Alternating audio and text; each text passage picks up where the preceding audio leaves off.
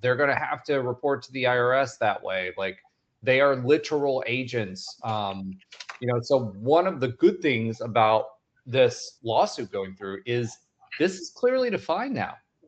There's not Yeah, as much. that's what I was gonna say is the guidelines and regulations, like we all kind of, even 6 months ago, but even today, we're still kind of like chuckling at, hearing the word like, enforcement and guidelines and things like that when it comes to anything involving the NCAA or college athletics, I should say. But this is where those guidelines really do come into play, because before, one of the biggest deterrents of a school like Wisconsin calling out Miami is that they don't want to um, get their own department looked at. I'm not just specifically talking about Wisconsin. I'm talking about any school calling out any school A calling out school B.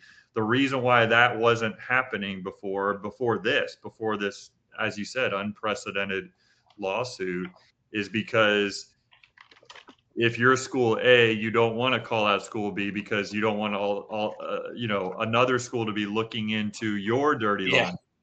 And Everybody was doing it. that's what I'm saying. Like everybody was doing Ray, this. how many other than cookie cakes? What else were you getting? That's all I was getting.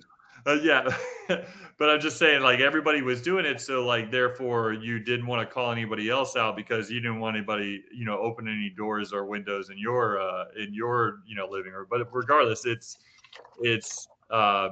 because the guidelines are there now, and because, as you said, the contracts are in writing and advantageous to those who are writing them, maybe not those who are signing them. Well, it's advantageous to them as well because they're getting a boatload of money. But but still, I think that's where this comes into play, where it's no longer a game, and if you break these contracts, there's going to be potentially some some penalties to you as the athlete, but most importantly for the schools trying to take advantage or trying to skirt the guidelines